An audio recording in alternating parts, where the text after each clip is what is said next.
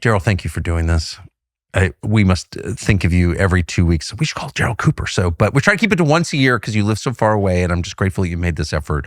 And I just have to say, not simply because it vindicates me, but just because it's such an amazing and wonderful fact that you actually are literally measurably America's most popular and important historian. That's just a fact, which is incredible and gives me hope, because you do like 5-hour podcasts on, things that happened 100 years ago in granular detail. And, there are 1.5 million people listening to that. It's like, this country is not lost. So anyway, thank you so much. Always a pleasure. We were speaking at breakfast about how the Iran war started, and you were putting it within the context of how Western nations, European nations fight wars historically, and why this was different. Can you recap what you were just saying? Sure. I mean, I think that when you look back at the period of limited warfare in the 18th and first half of the 19th century, that was really one of the pinnacles of not just our civilization, but human civilization in general. War is something that is sometimes necessary, sometimes interests conflict and you have to fight over it. But to be able to arrive at a place where you can treat your enemy with respect, even in defeat, is really an amazing accomplishment. And you start to see the breakdown of that over the course of the 20th century, of course, the First World War. But even still, there was a sense of, what's the saying that hypocrisy is the tribute that virtue pays to vice, exactly. Right? We still had to pretend, we still had to come up with stories to tell ourselves so that we could go to sleep at night. We hadn't given up on those values completely. And what are the values? Fair play. Yes. The idea that even somebody who you have to put bullets down range at is a human being and deserves to be treated as a creature of God. These are things that became very deeply embedded in our social consciousness and as individuals as well. So that, again, even as those values started to fade in practice, we still held on to them in our hearts. And I think a lot of people today, I should say maybe a few years back, just a few years ago, if you talk to your average American soldier in Iraq, for example, that's a perfect example. If you look at Iraq, I have a lot of anti-war libertarian type friends, and they're very strident in their views sometimes of American militarism. And I always tell them, look, when you compare, there were incidents in the Iraq war, no doubt about it, in the Afghanistan war where soldiers got out of hand. But when you compare their behavior, the level of discipline and honor that they displayed in those wars relative to any previous conflict in American history or world history probably, let alone in a really vicious insurgency like they were fighting. This was not a conventional war. It was, especially in Iraq, the enemy was vicious on a level that is, hard for most people, I think, in our society to really even believe. And yet our guys continue to treat the people that they were, who were under occupation, with dignity and respect, by and large. And they really did have the idea that they were there to try to help these people and to free them from this, again, whether we agree with that or not, they believe that. And if they hadn't believed that, they would not have been as willing to risk themselves and their friends the way that they did. I mean, we took a lot of casualties in Iraq and Afghanistan because we refused to do certain things that we could have done much easier. We could have done in ways that would have killed a lot more of their civilians, but preserved a few of our soldiers' lives. Yes. And we chose not to do that. And that, it's unfortunate because over the course of the war on terror, and I think largely in more recent years, due to our just compulsive need in our political discourse to find ways to rationalize everything that we see the state of Israel do, it's forced us to really compromise on a lot of those values, because there's just, if you don't compromise on them, then you have to condemn what's going on in Gaza, right? Exactly. And so we've lost a lot of that over the course of the last few decades.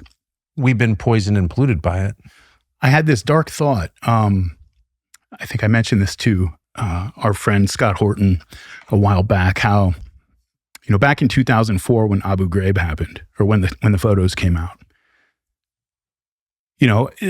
again, I don't want to downplay. It was a very dark chapter, obviously, but it wasn't Saddam Hussein power saws and screwdrivers in the eyeball kind of torture. It was sort of more of a psychological. Its severity was less than a lot of things that happen in the world. Yes.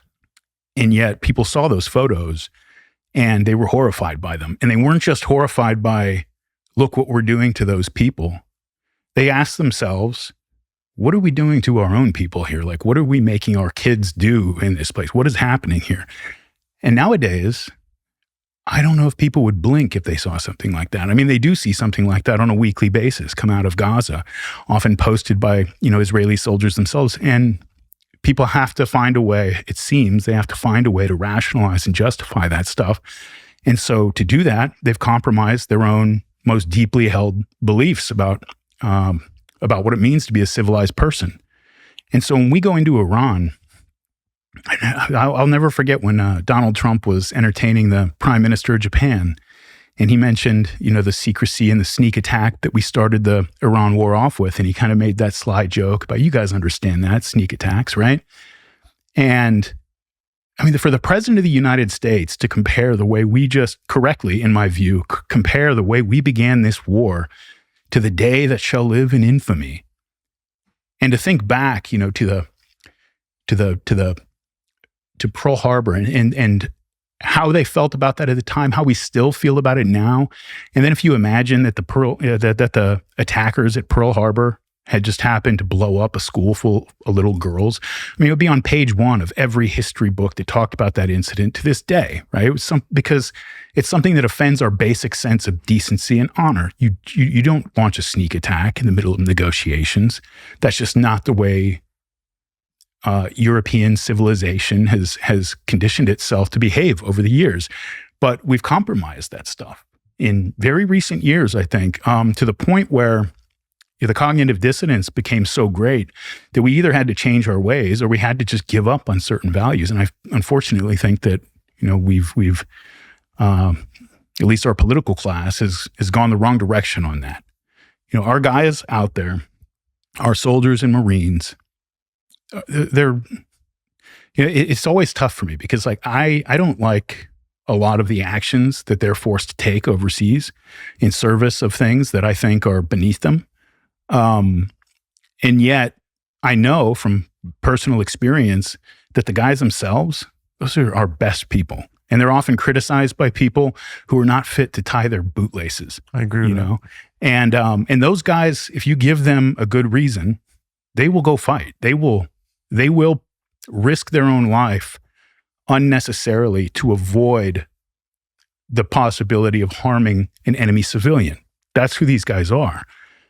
But when you remove that sense of honor, that it's been on every recruiting ad and recruiting poster going back as far as you can imagine, when you tell them that we're going to launch a sneak attack in the middle of negotiations on a much weaker country, we're going to threaten to end their civilization and destroy their civilian infrastructure over a war we started for reasons that nobody's really bothered to even articulate to the American public, it becomes much more difficult to get those guys to do their job. And I think that within the service, these guys are still duty bound enough that they will do whatever we ask them to do. But that's all the more reason not to abuse that trust. And we really have. We've just burned that credibility with our own people and I think with much of the rest of the world. One thing that might make you feel a little better about your life is buying life insurance. Because life ends and the last thing you want is to leave the ones you love hanging. There's nothing worse than that. If you're providing for a spouse or children or parents, it makes a lot of sense. In fact, it's your obligation to think about what would happen if you left. Well, life insurance through our partners at Ethos is a very easy way to solve that nagging problem. Ethos makes the process super fast and simple. It's 100% online. You get a quote in seconds, you apply in minutes, and in some cases, you get coverage the very same day. There is no medical exam. You just answer a few simple health questions, nothing too invasive. You can get up to $3 million in coverage. Some policies start as low as $30 a month. Ethos also has a 4.8 4.8 out of 5-star rating on Trustpilot, over 4,000 reviews. That is pretty good. So for 10 minutes investment, you can figure out if Ethos is the right plan for you. You get a free quote today at ethos.com/Tucker. Ethos, THOS.com/Tucker. Application times and rates obviously vary, but we think they're pretty darn good. What does it do to us? Like, why would a civilization decide at its peak evolution, as you just said, the high point of its existence, that it was going to treat enemy combatants as human beings? Like, that is a kind of new innovation in world history, right? Absolutely. Is there any evidence that's ever happened before at any time ever? Outside of European civilization, it would be really hard to think of any examples. Because traditionally, when I'm at war with you, I get to torture you to death, enslave your children, rape your wife, burn your fields, slay your livestock, like literally whatever I want. I own you. You're not human. Right. And, that's something that only emerges under conditions of under conditions of strong organization, leadership, internal discipline, and really just the organizational aspect of it, right? When you look at World War I, for example, absolutely savage war, where we were spraying cans of Raid at enemy lines just to choke people to death with gases. Horrible, horrible exterminationist war, but one that was almost entirely restricted to enemy soldiers. And when soldiers were taken captive, they were treated with dignity and respect by all sides, by the way. And when you see in Eastern and Central Europe, immediately after the war, same people who just fought this relatively organized, relatively disciplined war from 1914 to 1918, when all the empires broke down and the states fell apart and organization went away, you saw a descent into chaos and madness that's straight out of ancient history books, where wars became exterminationist to entire societies, where the goal was to wipe people out and push them out. And these are the same people who were fighting the war in a relatively disciplined way. We're celebrating Christmas across the trenches, famously. Right. I mean, that was Western Front guys, but like on the Eastern, because it was in the States specifically where everything fell apart, where the government, this is something that I've really been trying to convey in my World War II series right now, because it's, I think, very difficult for most Westerners to really picture the trauma that this would cause. I mean, when I was talking to my friend Jocko a while back, and he was describing how they'd be fighting in Ramadi, and it's just an insane gun battle, mortars going off, explosions, gunshots going everywhere. And so they would kick down a door, take cover inside of a building, and it's somebody's house. And like, there's the wife and the kids are hiding under the table. And like, that's what's going on. You have this flash of like, oh, wow, this is happening outside somebody's front door, And so back after the First World War, when the German Empire, the Austro-Hungarian Empire, and the Russian Empire, so basically everywhere from the Rhine to Vladivostok, the government just disappeared. All of them. In the course of about 18 months or so, all the governments disappeared. There's no police to call. There's no government to expect to come in and enforce order of any kind. You really saw a complete descent into primitive sort of human tendencies as people started to really focus on their immediate survival, as opposed to, things that we would associate with civilization, meaning that, the idea that you're living historically and are part of a chain of being that stretches out long before you were born and will continue long after you're dead. And there's certain things that you're expected to uphold as you steward through these 70 or 80 years of your existence. When it's your turn to steward your civilization, there's certain things that you're expected to uphold and make sure that the next generation inherits them just as you inherited them. When all that falls apart and your time horizon collapses to this afternoon because you're looking at your kids and there's no food and they're hungry and their bellies are bulging and their cheeks are sunken in, there's not going to be anything on your mind except for, how do I feed my children?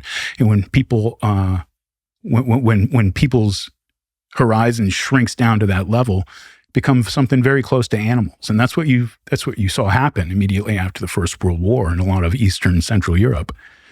And so This is something that, you know, from a basic level, you see, you know, you can think of a lot of things like this where if you're the only person behaving this way, then it really makes no sense. And you're just going to end up nailed to a cross.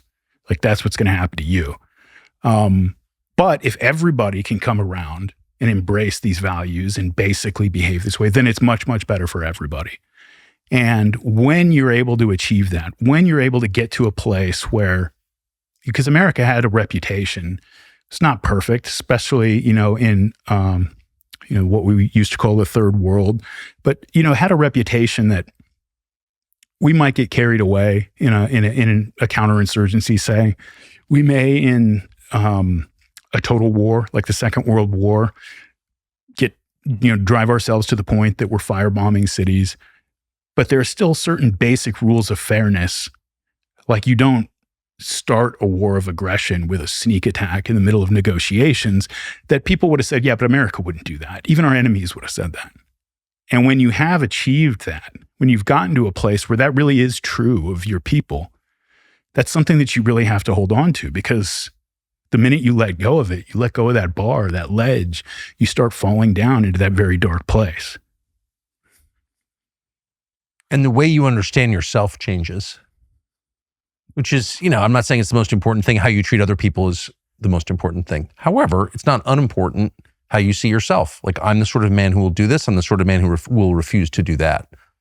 And I think that's the idea from which self-respect and dignity grows, right? Like, right. And our civilization is, you know, emergent from our collective quality in that sense. You know, how individuals see themselves, you know, the sum of all those self-perceptions adds up to, you know, to a society and a civilization eventually, and the direction that it's going to take.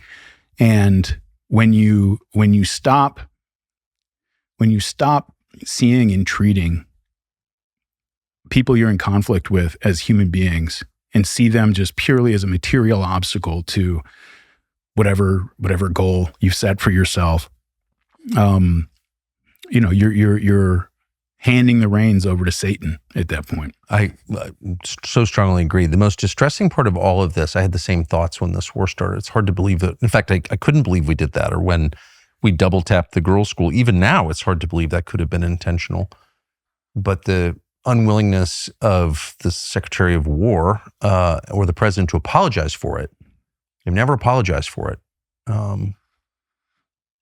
you know, suggests that. And at first trying to deny that it was us. I mean, it's just like, if I was the emperor of the United States, and I could, yeah, you'd have to be the emperor, because if you're an elected official, our system just doesn't, it's not built to incentivize this kind of behavior. You could stay at war with Iran, fine. If there are reasons to be at war, I would offer restitution to the families of those girls. Of course. In the middle of the war, I would do it. And I think that kind of thing goes a long way. But what's so distressing is not just that, like, Trump did this. Well, obviously Trump is totally degraded as a person. That's widely known.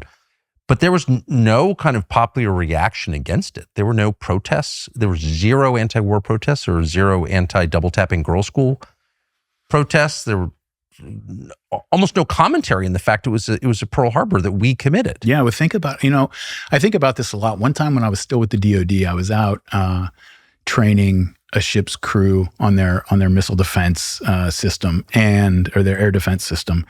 This was it must have been 2019 or early 2020, just before COVID, because everybody's talking about the election that was coming up. And I remember one of the kids on the ship was 17 years old. You know, his parents had to sign on the dotted line to let him get in at under 18 years old. And it hit me, this kid wasn't alive when 9/11 happened, which means for his entire life, and I mean, the people who are going to go out and protest, these are 17, 25-year-olds traditionally, right? All of that entire generation, we've been doing this stuff since as long as I can remember. You know, Abu Ghraib, that was something they learned about in a history class, because that was something that was, you know, they were 3 or 4 years old. And so we've been at war. And, you know, this is one of the real issues with prolonged, protracted war is the degradation of the spirit of the societies that are engaged in it. You know, if you look at any conflict that's been really long running, the Israelis and the Palestinians, or the Israelis and the surrounding region in general, the Balkan wars, for example. You go to the Balkans today, you meet Serbs. My great grandmother was from Serbia. You go meet them. They're just Europeans. They're fine. It was not that long ago that they were fighting an absolutely savage war. I mean, at the bottom level of human conflict. And you say, well, how is this even possible? It's like, well, because when you're engaged in a conflict for that long, you're fighting a conflict your parents were fighting and their parents might have been fighting, that the hatred that is necessary to keep a conflict like that going over time, it comes to define who you are in important ways until you get out of that conflict cycle. And I think that comes back to what I said about Abu Ghraib a minute ago. People would have protested if we had opened the Iraq War in 2003 by killing 150 little girls. People would have had a problem with that. They wouldn't have overthrown the government. They wouldn't have necessarily, forced them to stop the war or anything like. But people would have had a problem with it, and public officials would have felt the need to explain themselves. But when that's all you've known, and anybody under really like 30 years old at this point, this has been their entire lives, it's not as shocking. It's just how the world works as far as they know. Is that why Israel's been able to ethnically cleanse the territories, Gaza most of all, without anyone in our political class saying anything about it? It's definitely one of the reasons. And it's why there's a tendency among really strong American Zionist elements who, and by strong, I mean the people who this is sort of their first and only issue, or at least their bottom line. There are many of those. There's been a push to sort of desensitize people to that kind of thing. And to place, here's a perfect example. When you were on, I believe it was your interview with Rogan, and you said the outrageous, just insane thing that maybe we shouldn't have nuked a couple cities full of civilians in Japan. And of all the things that you said in that interview, that was the thing that people were just so angry and so outraged by, right? Because the minute you start asking those kind of questions, that attitude carries over into the modern day, and you start judging decisions that we're making now according to, these very human standards. And but absolute standards. Like it's always wrong to murder civilians, right? No matter who does it. And because look, the bottom line is, for all of the influence and power that the Zionist lobby has in the United States, if Americans saw what was going on with the Palestinians and did not approve of it and demanded an end to it, they would have to stop. That's the bottom line. And so it's a strategic imperative for them, for people like... to corrupt people so completely that they don't even care that they're paying for genocide. Yep. And just to rot the souls of the host nation so thoroughly that it's like, no, that's fine. It's a strategic imperative. Yeah, okay. Boy, what a cost to us. To them too. They might not know it, but to them too. What do you mean? The corruption, it corrupts the heart of the corrupter, just as much. So, they suffer from it as well, even if they don't know it. I try to keep that in mind. Well, you probably have heard about the Van Man Company's amazing toothpaste. By the thousands, Americans are ditching traditional toothpaste in favor of Van Man. The switch is like pivoting your diet from candy, packed with red dye number 40, to organic strawberries. It is always better to stick with real ingredients. Today's big news is that Van Man makes more than healthy toothpaste. It has launched a body wash made from the finest oils, available in vanilla, grapefruit, and no scent at all. Van Man's body wash can optimize your shower experience without all the sketchy chemicals that, well, who knows what they're doing to you. Other body washes cannot say the same. Their ingredient labels would shock you if you could pronounce them. You can't. Some of this stuff is very bad for you. One of them is a carcinogen that's appeared in tons of body washes, but it's not in Van Man. Make the switch. Visit vanman.com/Tucker. Use the code Tucker for 15% off your first order. Vanman.com/Tucker. Code Tucker, 15% off. No weird ingredients, no exceptions. Great toothpaste, awesome body wash. So where does this war go? I should just say, for those who aren't familiar with your bio, you spent 20 years working for the Defense Department, 10 active, 10 as a contractor. I think that's right. working a lot of the time on missiles and missile defense. So would say you're literally an expert on that subject. And our munition stock is like a big factor in how this goes going forward. So where does this war go, do you think? It's hard for me to imagine. We were talking about this beforehand about how I'm always just hopelessly naive and optimistic when it comes to all these things. I was the guy, full admission, before the Russian invasion of Ukraine, who was being like, no, I don't think they'll do it. That would be crazy. I said that on TV, unfortunately. Same thing as we were building up all of our munitions for this attack on Iran. I was the one saying, it just doesn't make any sense. Just from a technical standpoint, from a logistical standpoint, this doesn't make any sense because we're not going to invade Iran. Iran knows we're not going to invade Iran. I'm doing it again, by the way, right there. But this was my thinking. And so knowing those things, there are just certain limitations to what we can do in a standoff war, meaning a war where we're mostly launching munitions from outside of Iran's borders for fear of their own air defense network and flying our own manned aircraft over them. And also, our strategy has changed over the last, over the course of the war on terror, where we have this very strong dependence on unmanned drones, the Reapers now, the Predators famously in the Iraq and Afghanistan war, where, we've come to rely on them to a tremendous degree. But those things are not stealth platforms. You can't get real close with them. What you can do is launch long-range standoff weapons from far away. But there's only so much you can do with these things. People have this idea, I think, like if a missile hits this building that we're in, that's going to be really bad news for us. The people across the street, they'll probably be fine. This is not, these things are not nuclear weapons. Like a Tomahawk missile. You remember back when, in the first Trump administration, when he launched those Tomahawks at that Syrian airfield because they supposedly used chemical weapons. Yeah. Launched something like that 80, was a lie, I think we know. Yeah. He launched something like 80 Tomahawk missiles at this airfield, and it was back up and running a week and a half later. I mean, these things are not massive payload because they got to fly 600 miles or something to get to the target, right? So a huge portion of it is just the rocket fuel to get it there. And so the payloads are 500 pounds, maybe, a little more or less than that, which is, again, if you're in the building, that's bad news, but you're not going to level a civilization, as Donald Trump keeps threatening, using standoff weapons like that. And so knowing that and having a rough idea, it's been a while since I've been in the game, but having a rough idea of what our stockpiles are, of what's involved with, fighting a long distance war like that, where our bases that are in theater are under assault and mostly not usable. It makes the logistical element extremely difficult. I was describing to you how if you have a destroyer, which is our primary air and ballistic missile defense platform, and also the platform from which we launch our Tomahawk missiles, and we have submarines as well, but mostly destroyers and cruisers, and more destroyers than cruisers now. Maybe, you've got 128 missile cells. Some of those are going to be intermediate range anti-aircraft, anti-cruise missile, SM-2 type missiles.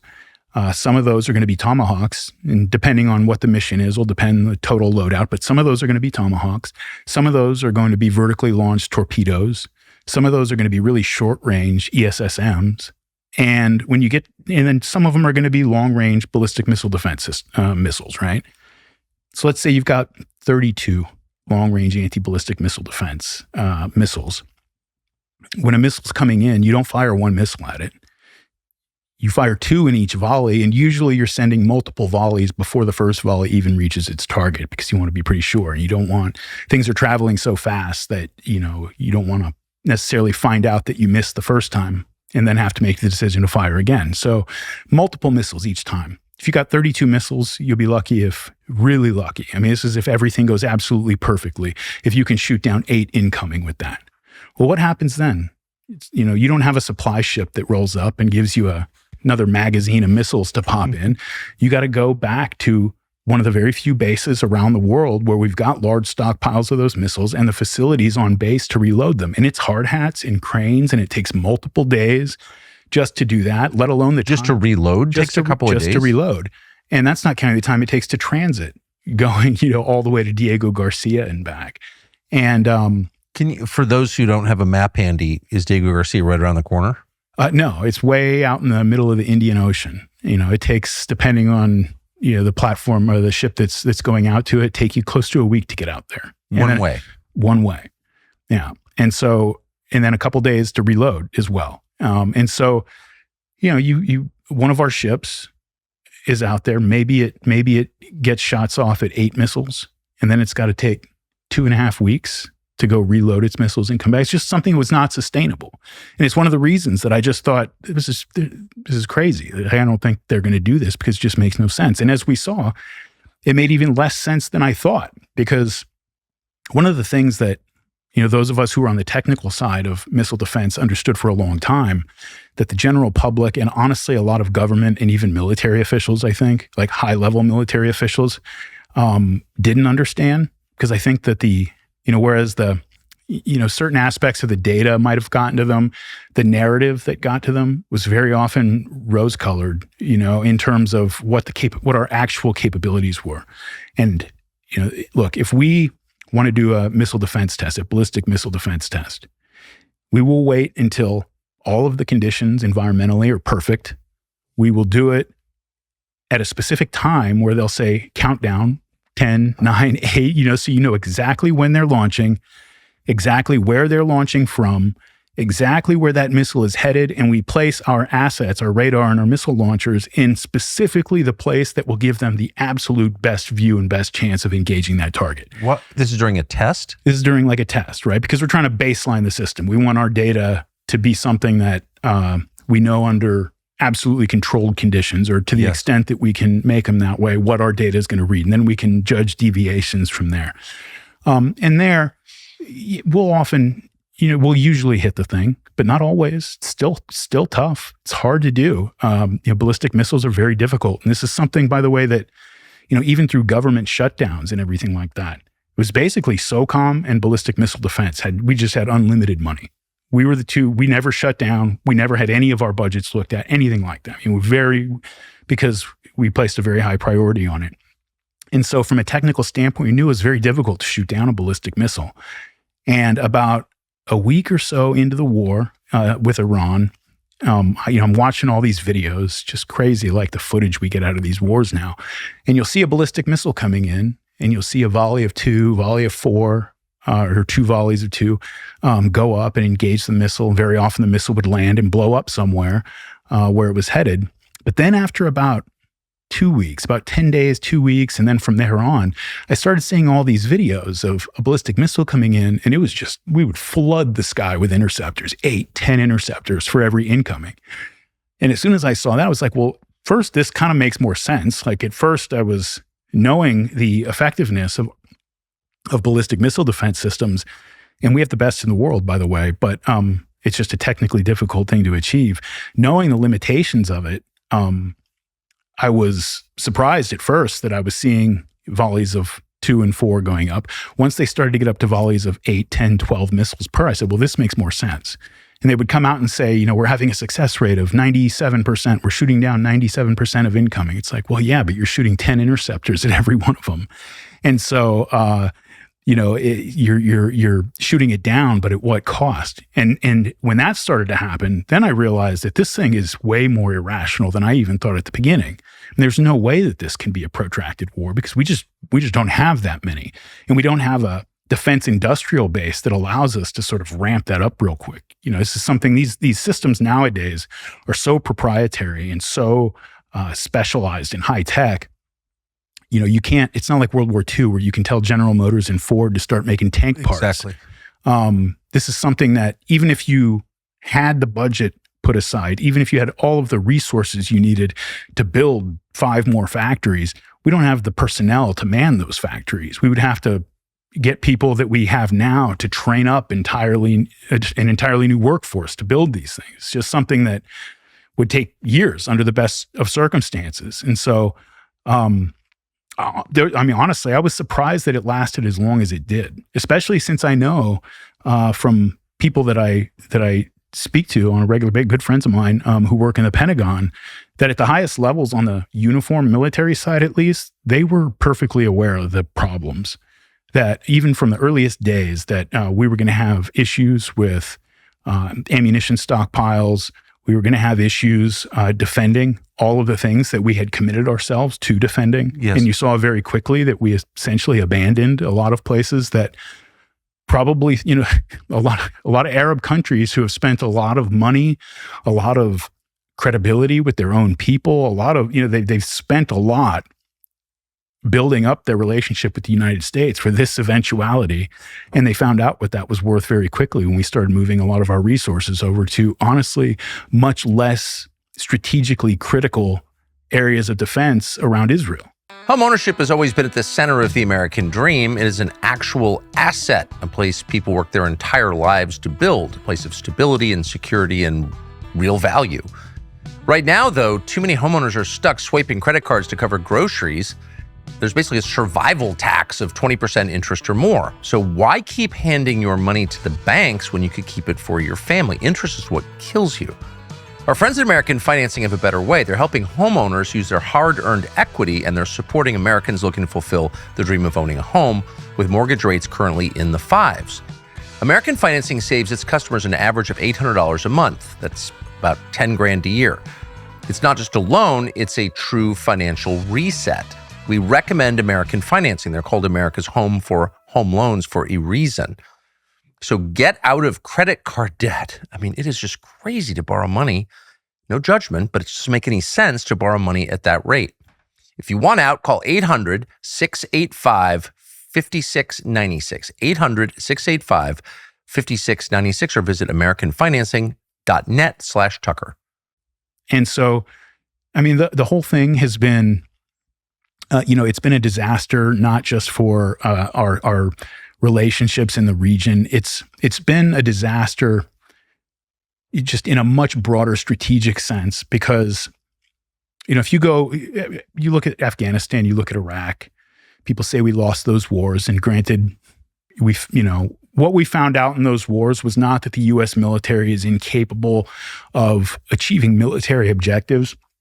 We found out it's not the best tool to fight an embedded counterinsurgency. Yes. Fine. But I promise you that the Russians, the Chinese, all of our potential adversaries out there, potential peers, they still looked at the United States and they were like, yeah, but I don't know. In a real war, we just don't know what they can do. Now everybody knows. Everybody knows the sheen is off. They know what not just our political limitations are, but what our technical and actual capabilities are. And that's going to reverberate as countries start to adapt their own geostrategic posture to what they now see are genuine limitations. How long can this go on?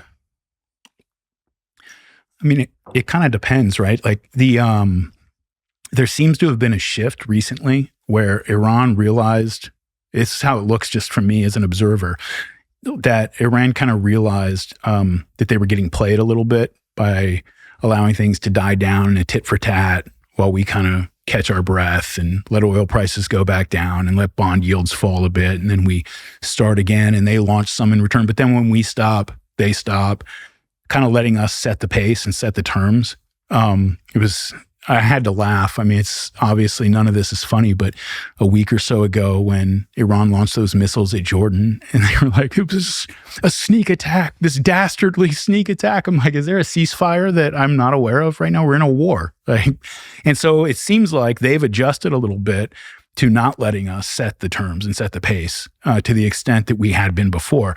And so if we had been allowed to just continue to do that, a tit for tat on our own terms at our own pace, I mean, we could probably, from a pure military standpoint, not talking about global oil reserves and stuff, we probably could have continued it for quite some time. If the Iranians, as it seems now, are wise to that, and they say, no, you're not going to get a break and rebuild your interceptor stockpile while you do it, you're going to continue to spend those things. And then, I mean, things are going to come to a head very quickly, and I say that with trepidation because it's so, our system, unfortunately, like the bravest thing that Donald Trump could do is to admit this was a mistake, pay some restitution to those girls' families, and get out of there. Stop doing it. This thing was that would be an incredibly brave thing to do. It would honestly like go a long way to making up for a lot of the things that he's done that I don't like. I would be amazed by it. But our political system is just not structured in a way that that's really even a possibility. And so if we are backed into a corner where we're running out of stockpiles and the Iranians are aware of that and they're not going to take their foot off the gas pedal because they're afraid that if they do, that we're never going to stop, that we have to be forced to stop, that we could, take this to places that I think even most hawks who are in favor of the war would probably be uncomfortable with. It has been obvious to me since day one that this was moving toward a nuclear exchange. I just thought that from the very beginning.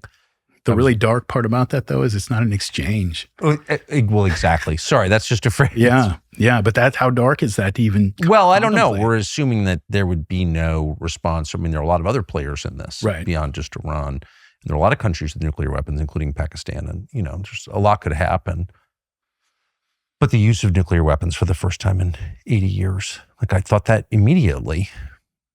Do you think that's a possibility? Man. I'll say it's certainly a possibility for the Israelis. That's what I'm talking about. Yeah, it's really hard for me to imagine the American government doing it. But again, I'm always caught off guard by everything, no matter how many times I've been beaten over the head with a lesson. So it really depends. I put it this way. I think if the Israelis thought they could get away with it, if they thought that they could handle the geopolitical fallout, they would have already done it a long time ago. Oh, of course. Well, they've threatened it many times.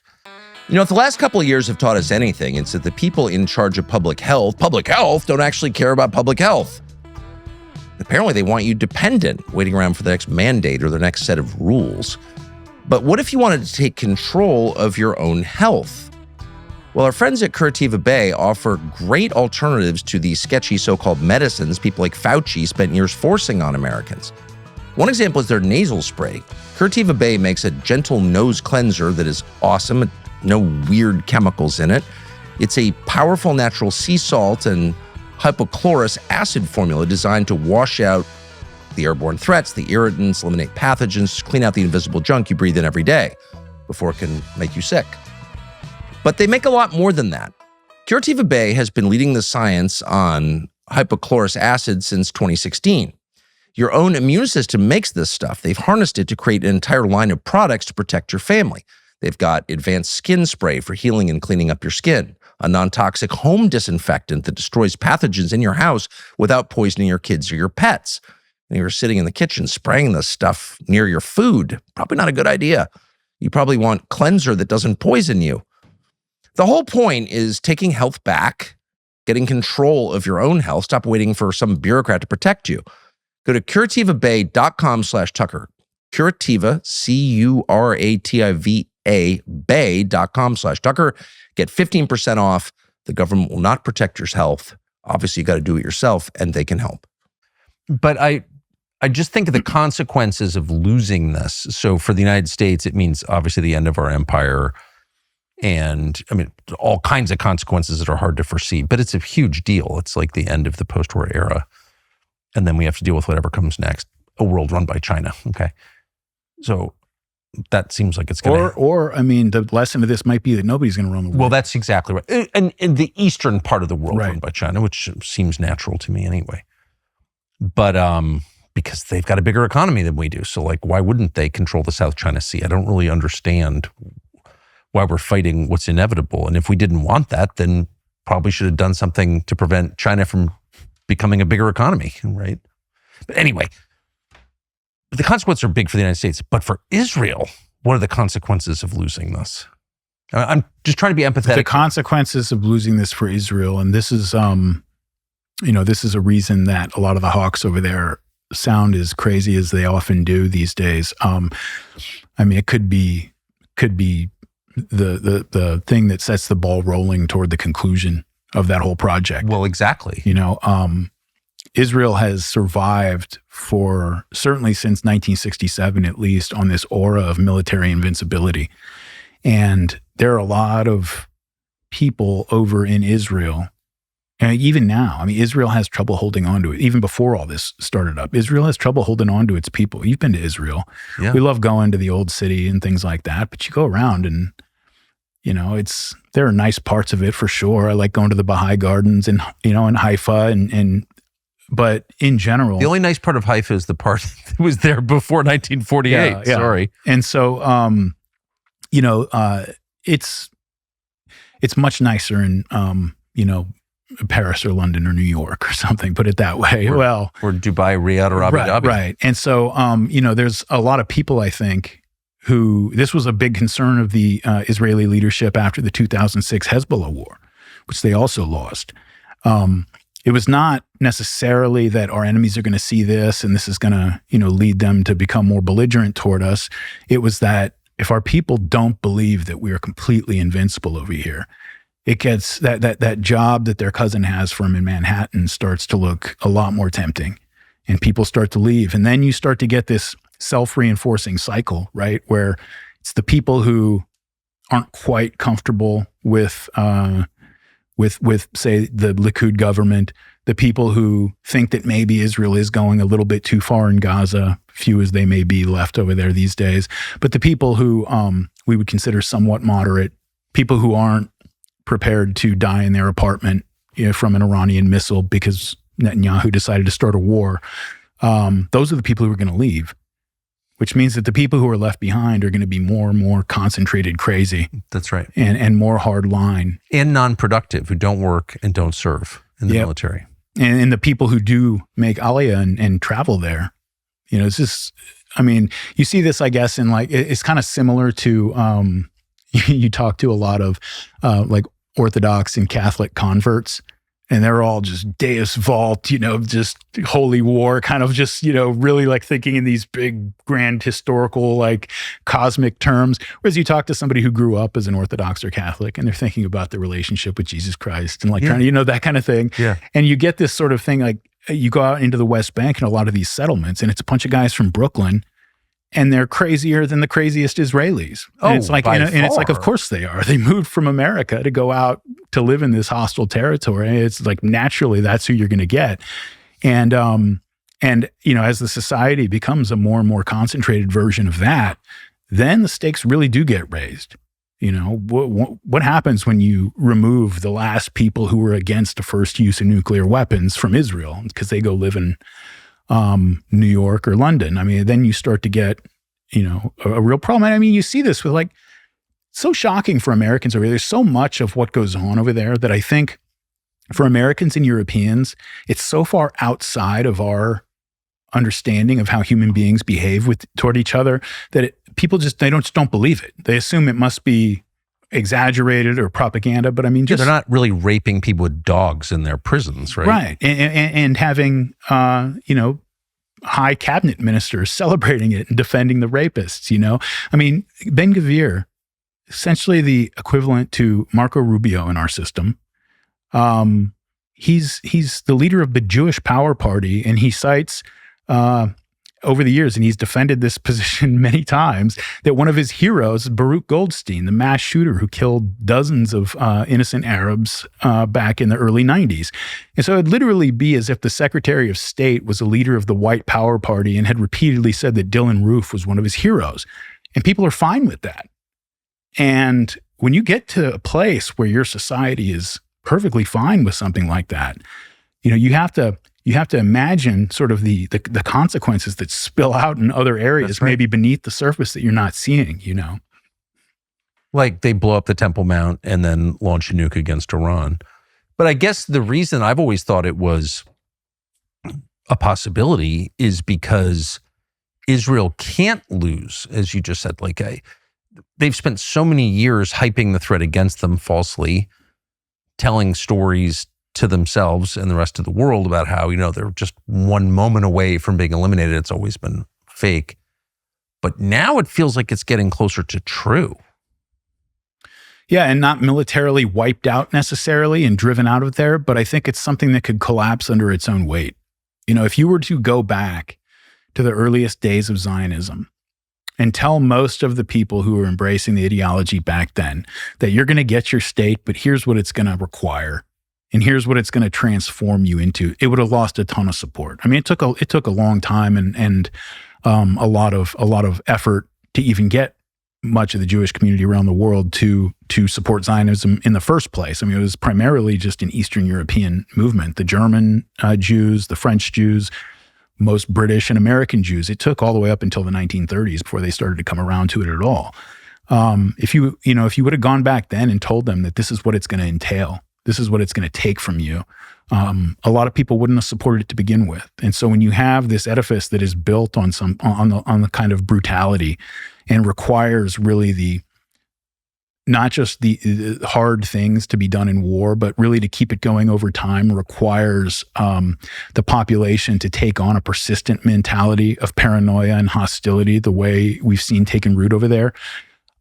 Something like that becomes, it goes back to what you were saying about the effect that it has even on the corrupter. I mean, that becomes oppressive on people, and it becomes something that people are not as interested in defending. But it turns them into monsters. I mean, the more you think you're hated, the more you hate other people. Right. Yeah, it always happens that way. I think but for all of us, George Kennan, when talking about the Soviet Union, he said something like, I won't be as eloquent as he was, but that it's the privilege of every paranoid man to eventually prove himself correct. Right. And it's because when you believe everybody's out to get you, you interact with everybody as if they're out to get you, and then eventually they get tired of it and they're out to get you. That happens with every cult, every like nascent nationalist movement. We saw this after the First World War. To go back to that, you saw a lot of these emergent countries, the Polish, for example, the Czechs. You see it with the Ukrainians now, especially since 2004. When you have this newly birthed sense of nationalism, you feel like you're under threat. You were just under an empire for centuries. You might be under an empire again if you're not ready for that threat. And there's this real sense of paranoia and hostility toward outsiders that kind of holds the national community together. And most of those other countries stabilized to a point that it wasn't necessary any longer, and the kids were raised differently. But in Israel, they've been in a state of conflict for their entire existence, so that it's really just it's become the identity of the state. And unfortunately, this is one of the saddest things about the whole project. And there were a lot of prominent religious Jews back in the early days of Zionism who feared exactly this, that Zionism was just going to swallow Judaism whole. And it really has done that. And what that means in practice is that for so many Jews, not just in Israel, but in the diaspora, the definition, here's a perfect example of it, actually. There was a Gallup poll or a Pew poll a few years back where they polled American Jews and asked them, what is the most important aspect of Jewish identity? And it was, belief in the Torah, affinity for the state of Israel, various moral values and things. Far and away, the number one answer, like 70%, was remembering the Holocaust. Which is another way of saying, when you consider like the Jewish understanding of the Holocaust, it's not the way the Armenians understand the Armenian genocide, where this is something that the Ottoman Empire, the Turks did to us. This is the culmination of what mankind has been doing to us for thousands of years, since, the Pharaoh and all the way on up through, and then it culminated in this thing. So when you say remembering the Holocaust, what it really means is remembering what they have done to us. And when that becomes, when 70-something% of, your entire population are answering that as the primary, the primary fact that is constitutive of their identity, there are going to be consequences to that and how that identity develops and how you relate to the rest of the world. And it's something. Well, how do you feel about people who hate and persecute you? Well, I mean, I know how I'm supposed to feel and how I do feel. But how do human beings, right? Right. No, Christianity offers us a way out of this, which is a true blessing. But human instinct, all human, not just Jews or Israelis or Ottoman Turks or Armenians, like everybody feels, I think, instinctively, if someone hates me and threatens me, I hate them back. I want to hurt them. Hatred and anger, I want to shoot the home invader. They make you strong when you feel weak. They make you feel brave, when you feel vulnerable, they're useful emotions. But when they become, again, constitutive of your identity and the basic building block of your relationship with other people's, then things become sort of self-reinforcing, and it becomes a self-fulfilling prophecy over time. And when you have, when you look at what happened to the Jews in World War II, it's easy to understand why there's a lot of collective trauma that has been passed down. And you wouldn't expect people to be just over it, right? Just because a couple generations. I agree with that.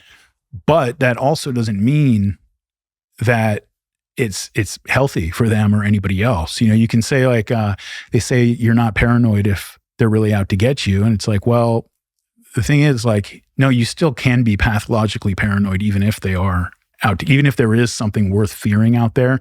Being pathologically paranoid is still bad for you. It still has really negative effects on yourself and your relationship to the rest of the world. I was talking to a common friend of ours. I won't say who, but a common friend. And he's Jewish but not Zionist and not religiously Jewish. He grew up Jewish. And he mentioned that when he was a kid, there was a period of time where he was afraid to take showers. He wouldn't take showers because his parents had drilled into him the story of the showers at Auschwitz and stuff. There was an interview a few years back with Winona Ryder when she made the TV series of that Philip Roth book, Plot Against America or Plot Against the United States, where she said that when she was a little girl, she's a privileged American actress, that when she was a little girl, there was a period of years where she wouldn't sleep in her bedroom. She would sleep with the lights on in the hallway right outside her parents' door because she knew beyond a shadow of a doubt that one day her neighbors, the parents of her friends, were going to break down their door and drag their family off to be murdered. This is a little girl. And I remember actually when I was at your show in Fort Worth, you were with Roseanne Barr. And I remember she told you a story about how she was a little girl and her parents sat her down and were having her watch all this footage of people being bulldozed into pits and, all of these emaciated, naked people, being liberated from the camp, all these horrible things. It's just a little tiny girl. She said it gave her weird twitches and nightmares for years and years afterwards. And it's I get it on one level, right? I get it too. Those parents, all they think they're doing is preparing their kids to live in a dangerous world. But when you look at it from the outside, you realize that's a form of pretty extreme child abuse. They're also teaching their kids to hate. Because I'll just speak for myself. If I felt that, and by the way, and I agree with you, I get why trauma persists through generations. I do. I'm sorry to sound like a liberal. I really do understand that. And I think it's real, and I think the trauma is real. Awful things were done to the Jews in Europe, there's no doubt. But if somebody told me that my neighbors could rise up at any minute and kill me, I would hate my neighbors. I would hate any nation where that was true. Why wouldn't I? I mean, really the only answer to why wouldn't I is Christianity. Well, right. So, but yeah, when that starts to happen, again, it affects the way that you interact with the people outside your in-group. And you see this again on small scales. You see it with individual people. The person at work who thinks everybody at the office is out to get them.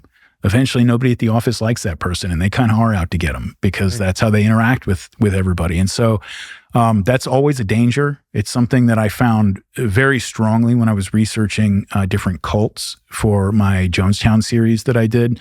That's almost a universal feature. Amazing. Is everybody hates us. Everybody wants us destroyed because we have this special truth or whatever the cult's thing is. Jim Jones told his people that. They all tell their people that, and it's because the people are being held together by something that is really inorganic. And for that to persist over time, you can organize a group according to two principles, right? One is that there's something inside the group, inside the people that pulls them together, or they can be packed in from the outside because external forces are preventing you from escaping. And it's one of the reasons that you see, for example, so many cults, organized crime elements as well. One of the first things that they'll do as part of an initiation is get you to do something that you can't take back.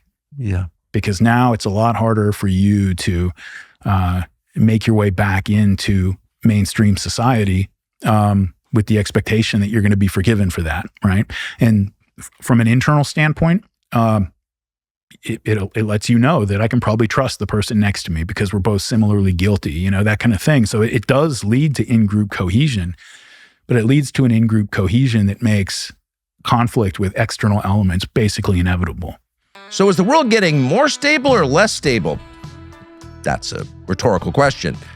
We're not in charge of the world, unfortunately, but you are in charge of, in fact, responsible for your own family and your savings. So the dollar has lost nearly a third of its purchasing power since 2020. That's crazy. The dollar has lost nearly a third of its purchasing power in 6 years. You know what hasn't? Gold. Gold has been a trusted store of value for thousands of years, and that's one reason you should think about gold right now. It's about 25% below its high from earlier this year, which is amazing. Some of the world's biggest financial institutions are making the move because gold, relative to its power and endurance as a medium of exchange, is pretty cheap right now. Central banks are reducing their reliance on treasuries and increasing their holdings of, yes, gold. They're not alone. Individual investors are doing the same. Ray Dalio, founder of the world's largest hedge fund and a friend of ours, recommends holding up to 15% of your portfolio in gold. We've long believed in gold. We've been vindicated. We started Battalion Metals to give Americans an honest, fair-priced way to buy metals, gold and silver, because a lot of these companies are scams. Ours is not. We have like 3 points over spot, and we'll ship it to your house. BattalionMetals.com/Tucker is the place to go to learn more about buying metals, gold and silver, precious metals, IRAs, secure storage, all of it. BattalionMetals.com/Tucker. All of which leads to what's happening in Spain. So Spain just had part of a longstanding, the biggest wave of a longstanding invasion of 50,000 people over the course of just hours from Morocco.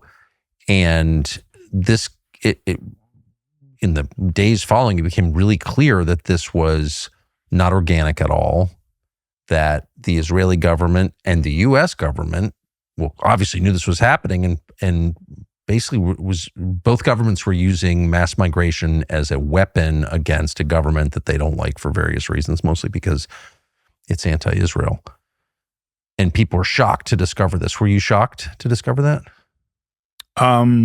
Again, kinda. I shouldn't be at this point, but yeah, kinda. I still am always shocked. I guess it's a good thing. I always look at it as a good thing. The fact that I'm still capable of being shocked. It's just exactly the opposite of what we've been told. It's a pretty clear story that they've been telling. Propagandists in this country have been telling for the last, 10 years at least, really since 9/11, that we have to support Israel because they are the bulwark against the defense against what we just saw happen in Spain. We're going to get overtaken by the Muslims unless we support Israel. And here you have Israel supporting an invasion of a Western European country by Muslims, which I think has been, sort of ongoing for generations now. They've been doing this for a long time. But most Americans kind of think we're on the same side. We don't want to be invaded by the Muslims, and the Europeans don't, and the Israelis are our ally in that, but they're not. Yeah, one of the worst aspects of, look, Christian civilization and Islamic civilization are different things with their own geographic spheres, and it's definitely a situation, I think, where, what do they say? Strong fences make for good neighbors, kind of thing, right? We should have our own spheres, and I think it would be deleterious for any European Christian country to acquire a Muslim population past a certain threshold where it becomes a culturally separate, thing. That's something that's not necessarily specific to Christianity, and Islam is just two different groups. And so I'm not in favor of that kind of stuff. And I do see the problems with the migrations. But one of the saddest things and grossest things that really has come out of just the last couple of years of the recent things going on since Gaza. I mean, it's when you look back on it, it's been going back. It's gone back further than that, but it's really intensified. Where as Israel has lost support, they have really they've lessened the propaganda that comes from the direction of sort of justifying and explaining and building up support for what they're doing, and directed it instead toward just building up more and more hatred of Muslims and Islam in general. I mean, you see this from people like Laura Loomer and other types who their whole thing is just, we need to get Christians to hate Muslims, because if they do that, then their enemies are our enemies, and we don't have to think past that. And that's very unfortunate. Yeah, I never thought I would be the defender of Muslims. It never occurred to me, since I'm not a Muslim and I'm not going to become a Muslim.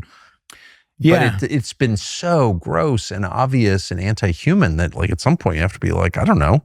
When it comes back to, the universal values you were talking about, I mean, there are certain things that apply no matter who is standing across from you. Exactly. And if you believe that, then, I mean, a lot of this comes down to just personal experience too. I mean, I spent a lot of time in the Middle East. I've known a lot of the Muslim community down in like the South LA, Orange County area.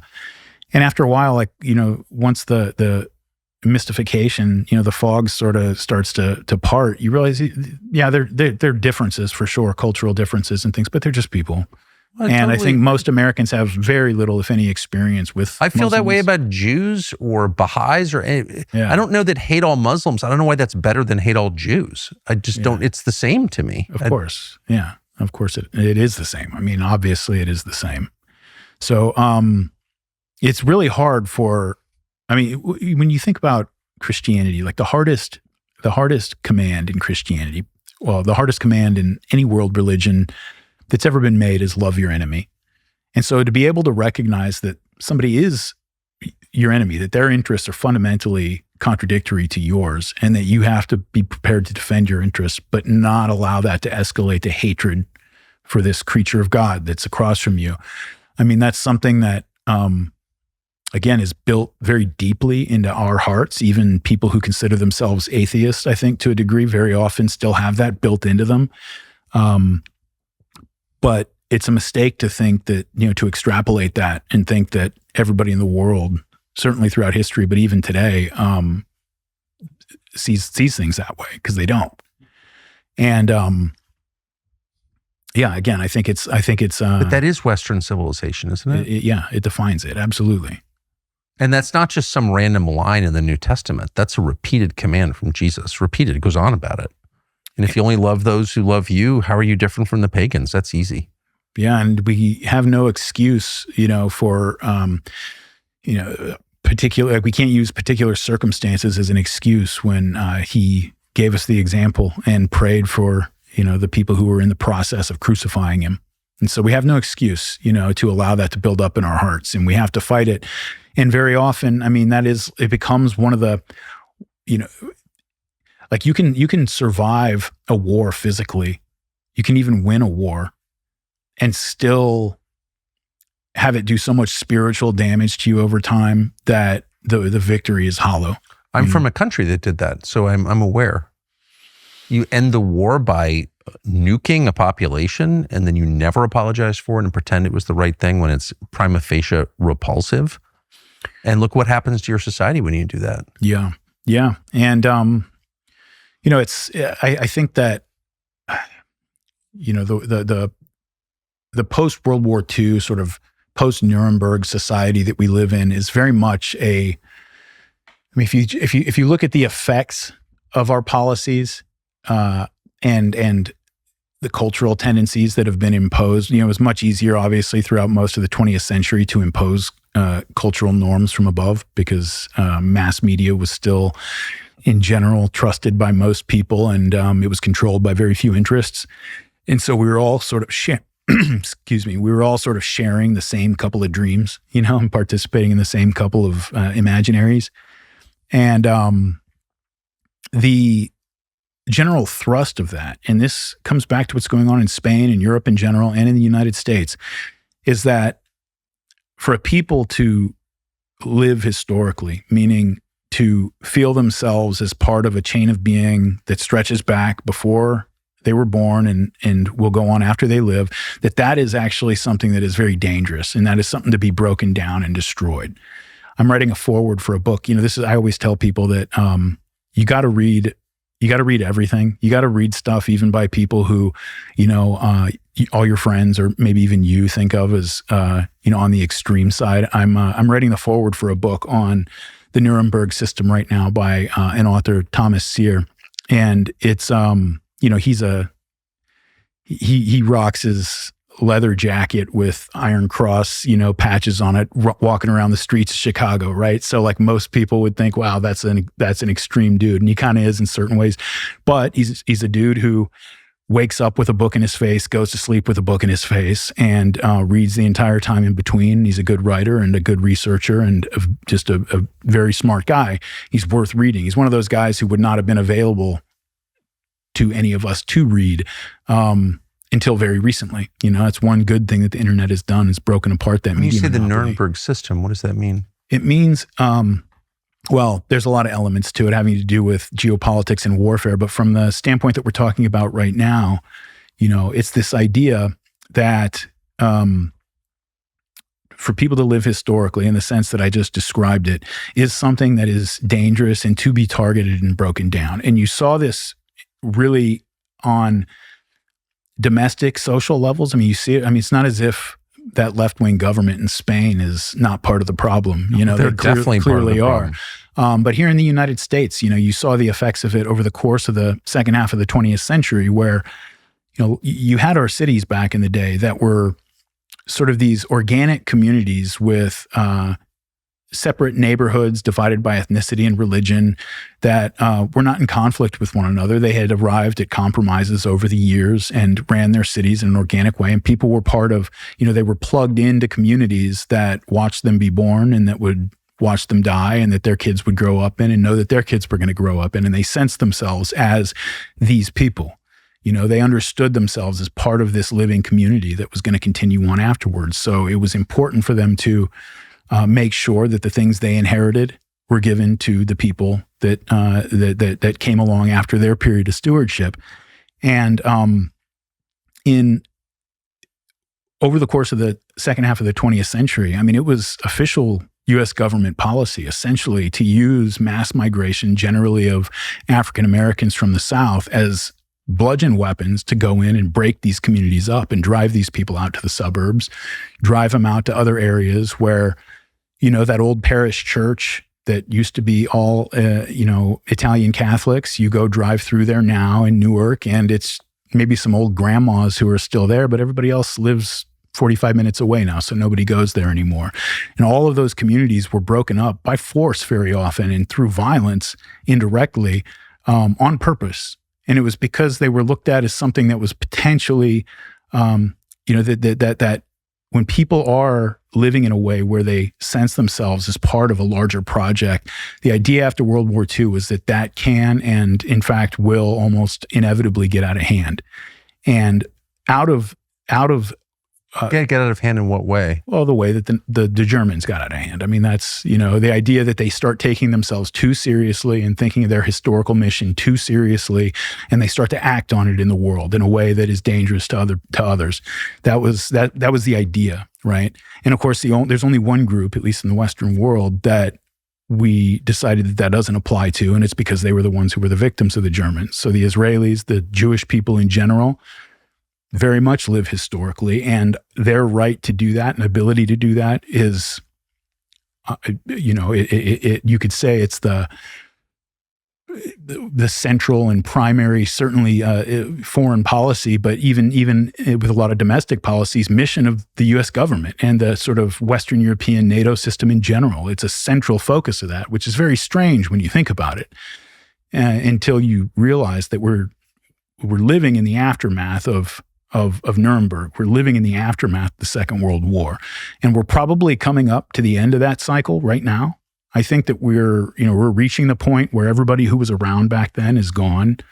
People who remember it directly and who have the real enthusiasm for it that was born out of direct experience is probably fading away. That seems to be the historical cycle. Every 80 to 100 years, things blow up again, and the crisis and trauma of that explosion sort of shapes the four generations that are alive during that period. You were either a young man who had to deal with it, you were a kid who watched your father deal with it, you were an old man who had, and so as people go through the rest of their lives and they mature into other stages of life, they carry that with them, and it really shapes who people are for 80 to 100 years or so. And the Second World War, at least the myth of the Second World War, and by myth I don't mean that it's a lie, that's something that didn't happen, but something that has taken shape in the cultural consciousness in a way that explains to people why things are the way they are, why power arrangements that exist now are necessary, why all of and legitimate. And legitimate, right? It underlies the legitimacy, exactly. And I think I said this on the episode that we had that got us in so much trouble, but you said nothing wrong or I know, controversial. I've never, in 35 years of interviewing people, I've never had an interview so mischaracterized with that level of hysteria. It was like crazy. I would tell everyone who barked at me, like, actually, Darryl Cooper is a very moderate, kind of liberal-minded man who's like, means malice toward no one, wouldn't hurt anyone ever. Like, what are you even talking about? That was crazy. Yeah, it was an interesting experience for sure. I've seen it happen to other people, but when it happens to you, But I've never seen it happen on the basis of less.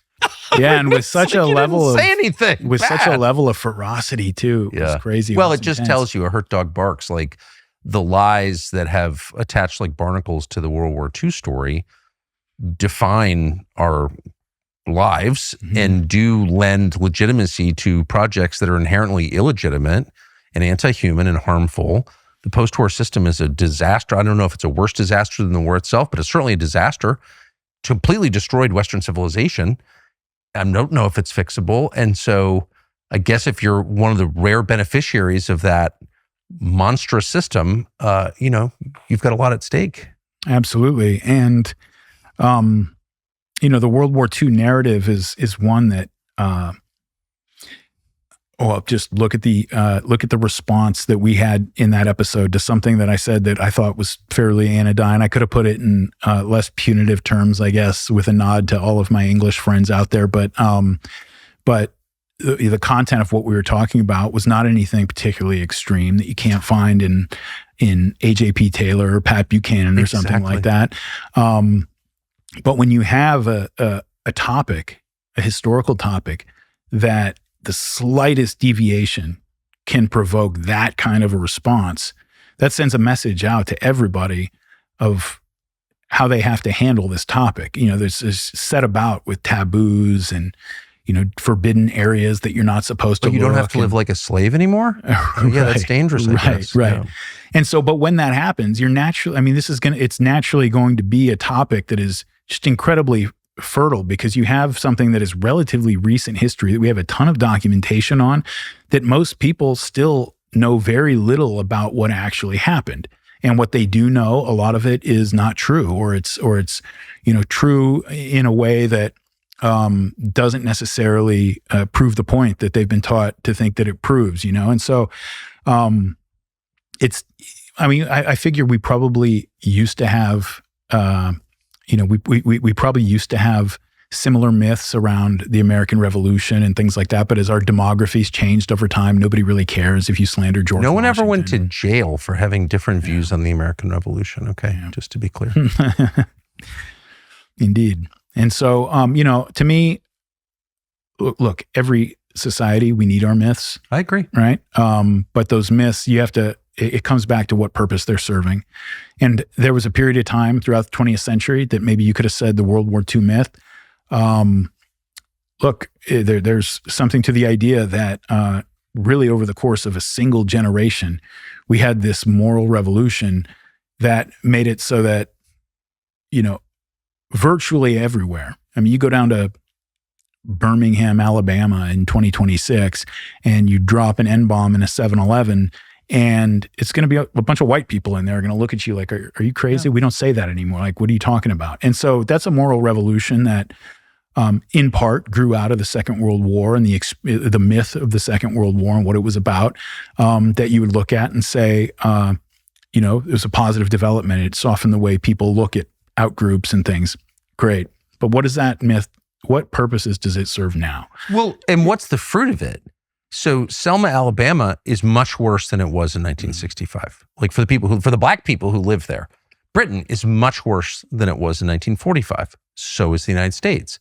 So if the system produces human misery and death, failure to thrive, debt, then like it's not legitimate. Like, do you know what I mean? Like I'm all about politeness in the face of myths. Like I'm not running around attacking, which is why I do feel anybody else's religion. When I made those comments about Churchill on that one, as anodyne as I think they were afterwards, I was like, I did wish I hadn't put it that way, because there are people out there that, you know what I mean? I don't necessarily love FDR, Abraham Lincoln. But FDR actually deserved a lot more criticism. But I don't want to hear, some Frenchman talking smack about him. So I get that. I get it. No, but the point is, like, you go along with certain things that maybe it's not fully true or it's mischaracterized or whatever, but like it's working. It inspires empathy between people and we get along better. And like, I don't think you should call the fat girl fat, actually. I think you should refrain from saying obvious things in the service of human understanding. Like, I'm not for using the N-word, actually. I'm just not. I never have. I'm never going to. Like, I get all that. But if obeying the lie, pretending to agree with the lie, gets you modern Britain or modern Germany or modern America for that matter, like, why are we going along with this? This is all, like, this is what you get when you go along with a lie. Misery. So no. Is that, you see what I'm saying? I mean, I think one of the things that happened is that it happened so rapidly, really over the course of a single generation. Yes. Since the 1960s, that by the time anybody even realized what was going on, they found themselves in circumstances that the measures, the severity of the measures that would be necessary to correct the error are so great that they violate all of these landmines that have been planted in our heads since earliest education, of, again, to go back to what purpose is the myth serving.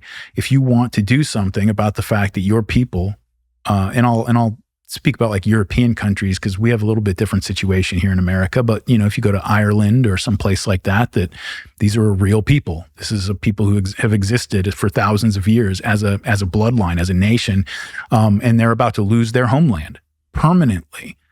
That if you oppose that and want to take measures to correct it, well, you're a Nazi, you're Adolf Hitler. And that's the myth that's the purpose that myth serves now, along with, of course, like legitimizing the American Zionist empire around the world, things like that. There's geostrategic and other purposes it serves, but on an individual psychological level and as far as our own domestic policy and societies, it's so powerful that it has convinced people to do what, by any measure, is really the craziest thing that any people could do, which is to give up its homeland forever without a fight.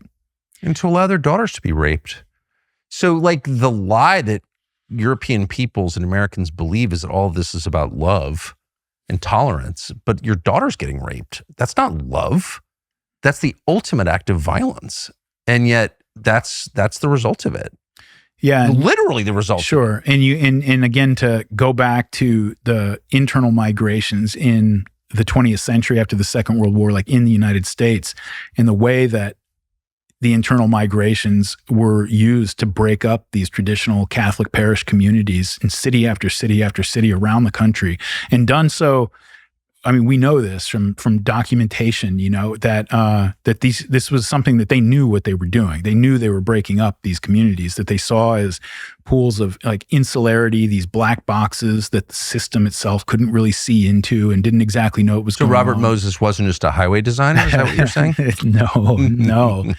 But this was a national push. I mean, this didn't just happen in New York City. It happened everywhere. And when you realize when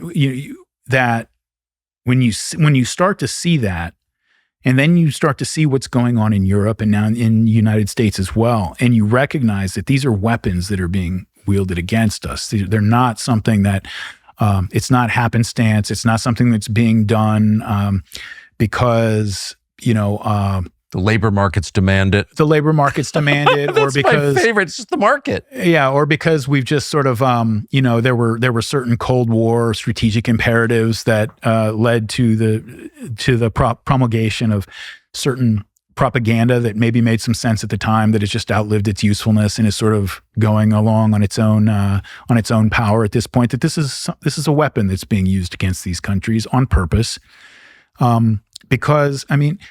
There's a great little book by a French author, Jacques Ellul. He wrote a bunch of great books, but he wrote one on propaganda and how it functions. And he has this great section in there on how it seems like at first blush that a mass society and individualism are somehow like, that's oil and water, that those are two completely different things, when in fact they're the same thing. Because when you break up, say, those parish communities, and you drive everybody out to the suburbs, everybody's living within their own fence line now. They're not living in a community. They're living in their own fence line. They maybe don't even know their neighbors' names. You have all of these people who are completely isolated and easily homogenized over time. And, they lose their distinctiveness and become and melt into a part of a mass that you can now propagandize on a mass level. In a way that, you think about it like if you lived in a parish community back in the 1920s in the United States, if you lived in an Irish parish community in New York City, and the government was, or the culture, whatever outside force it is trying to propagandize you in a given way, that your grandfather and your priest and the elders in your community that everybody respects are all telling you is not true, you're not going to believe that. And you also just really have no need for whatever ideology it is that's being pushed on you, because you have your community here.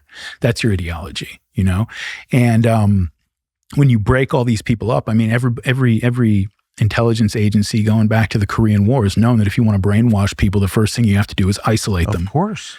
And so when everybody's isolated, and yet you can propagandize all of them at the same time in their little isolation, it becomes very easy to, and in the 20th century, when the media channels were as controlled as they were, I mean, it was incredibly powerful. And, one of the great hopes that I think, even though it was originally a military technology and everything, is I don't think that they planned for the internet. And the reason I think that is because— Even though they created it. And the reason I think that, though, is because when you look back at so many, at JFK, at all of these different things that happened in the pre-internet era, a lot of times, like, you probably had this experience yourself. You look back on this and you're like, this can't be true, because they would have covered this up, right? It's like, no, they didn't even bother. No. Because they had control of the 3 channels and the newspapers and just didn't have to worry about it. I just don't think they planned for the internet. And so that's why there's a huge scramble to try to clamp it down and consolidate and get control of it, because it is a leak in their system. So but balkanizing your society and then atomizing it is the key to homogenizing it. I think that's such a smart insight. And that's one of the reasons so much energy has gone into feminism, because, the marriage is kind of the ultimate stronghold that's the ultimate community. Mm-hmm. It's the basis of all communities. Well, and family also is the basis of any community that is living historically in the sense that I meant. Exactly. Right? Have you ever met a happily married woman who's for mass migration into the United States? I mean, I think that who's for any of that program? I mean, yeah. I mean, look, you'll find people who are not particularly political, and so they parrot whatever they think but in terms of people who have given it any thought, no, definitely not. Because, it's actually really funny, because I really think that one of the reasons that this if you look over the decades, right, in the 1950s, it would have been impossible to predict the 1960s. The 1960s probably would not have predicted the 1970s. Things go in cycles. There's a sine wave of sort of cultural movement that exists. But this one has really just gone in one direction for quite some time now. And I think part of the reason for that is that millennials took until their mid-30s, late 30s to start having kids. And so people didn't become mothers. They didn't become fathers for a much longer stretch of time. And so that group of people had those ideas had much more runway, before people got into that period where they start to rethink things like that. Because I've seen this with a lot of my friends, people who people who I hadn't seen. I had this experience really powerfully recently. Good friends, but I just hadn't seen them and hadn't really kept in touch all that much for 10 years or so. These were the two least political people you could possibly imagine. I mean, the idea that they would even have an opinion on any political issue would have just been, it just didn't fit at all. And when we met them again, not because I brought it up or anything, they couldn't go 5 minutes without just all this stuff about their kids' schools and the stuff they're teaching, blah, blah, changes your mentality, right? And so even just the act of getting married, I have seen this up close a number of times. You know, a young unmarried woman living in a city has a certain set of politics. That woman gets married to a man she loves and respects. Boy, those attitudes change like in about 10 minutes. It's crazy how fast that works. Yeah, and when you have people who are isolated and whose time horizon has shrunk down to, you know, their next fix of whatever it is that the culture's managed to addict them to, Netflix or weed or whatever. Gambling, benzodiazepines. Right. When you do that, I mean, you can do anything you want with that population because and this goes back to what we were talking about earlier. Why did nobody protest when we blew up a school? Because at this point, who's we? Like, that's really what's been lost is a sense of being a part of a we at all is something that has really been broken down and disintegrated. And so that allows the people who are at the levers of power to get away with almost anything because nobody really identified. Like nobody actually thinks about it. It sounds like almost like a, you know, these days it sounds like a 1950s kind of, you know, slogan or something maybe made sense in Beaver Cleaverville when they say not in my name. You know, that the government is doing these things in my name. I feel that way. But people so much these days really don't, you know, and what that means is that the people who do have control of the levers of power can do pretty much whatever they want without worrying about backlash because nobody really identifies with it unless it harms them in some way. I feel so personally affronted by it. You bomb a girls' school and then you don't apologize? I feel like smacking him in the face. Who do you think you are? Yeah, I'm a history nerd. So this is your country? I don't think it is. You just like rolled in here and like took control and then you get to do stuff in my country my ancestors built? Like, no. Yeah. Yeah. And don't you feel that? Of course. You know, I'm a history guy and nerd. And so, you know, I think about, and maybe this is something that only a nerd would do, but, you know, I think about every time I read a history book about ancient Rome or the British Empire, just anything like that, I think about, wow, 500 years from now, people are going to be reading about America. And what are they going to read? We put the first man on the moon, you know, well now, like we're shaping it so that they're going to read a lot of, like they're corrupting the way that my country, my people are going to be remembered by future generations. And that offends me. It really does bother me. And, you know, I think a lot of people would find that sentiment, I know you don't, but a lot of people today would find that sentiment sort of antiquated and just kind of silly. And that's unfortunate because what that means is that you have a people who is no longer living historically. You have a people who are no longer, they don't have the mentality that certain things for centuries my ancestors shepherded so that they could hand them down to me, and it is my job to steward those things to make sure that the next generation can carry it on. It's turning the family home into an Airbnb. It's degradation. You know, random strangers are like wrecking your house that your ancestors built. That's how I feel. That's what's happening. And the people renting it, and it's so much like the Bolshevik Revolution. It's like none of the people leading the revolution or with power like have any connection to the country at all.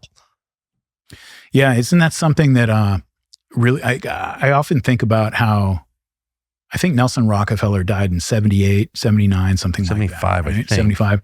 And with Meghan Marshak. The only Rockefeller that I know about after that was the one who got eaten by cannibals in the Indian Ocean, right? And I always look at that as sort of Pacific. South Pacific. He got eaten before. Okay, yeah. Oh, did he really? Yeah, he did. Oh, okay. But, well, that kind of goes to my point, right? Is like, I kind of look at that almost as emblematic of the disintegration of the old WASP power structure that... You can tell I keep track of this subject. Yeah. That like, look, over the years, made its mistakes, had its faults, all these kind of things, but had a proprietary sense of this is our country. This was my father's country and it's going to be my son's country. Yeah, I don't have another passport. Right. And they had their hands on the steering wheel, even as we had an open system that was self-governed to, you know, a large degree. There was a ruling class that ruled with a very light hand for the most part, that had their hand on the steering wheel. And when that last generation, after the Cultural Revolution and the Vietnam War, sort of made it so that those people's own children, they just didn't want to do it anymore. They lost legitimacy in their own eyes. Their own college professors told them they had no right to rule. They took their hands off the steering wheel. And that ever since then, the American system has really been under the control of whatever highly organized, well-funded minority group can manage to get its hands on the controls. And it's one of the reasons, by the way, that, it's really, if you go from 1948, when the State of Israel was founded, up until the late 60s, early 70s, people have this idea that America has always had this tremendous Zionist influence. And it's been there at certain elite levels and stuff, but it was never this overwhelming force that we started to see in the last several decades. And it was because you had guys like George Kennan, these old WASP guys who were who saw the big picture and were still living historically, who were like, if these neocons would have rolled into their administration and started barking orders at them, they would have told them to get lost. But now that just doesn't exist anymore. Everybody's time horizon is their own lifetime at most. Most people aren't even thinking that far ahead. And their sense of continuity is completely cut off from the past and future. And so people who are still connected to that sense of continuity, who are well organized and thinking in longer terms like that, who have been able to get their hands on the helm of the state, they're really just able to make it do whatever they want, even though they may not be, what we found is that you don't have to be this overwhelming dominant force that controls everything. You can get what you want done as long as you're organized and focused.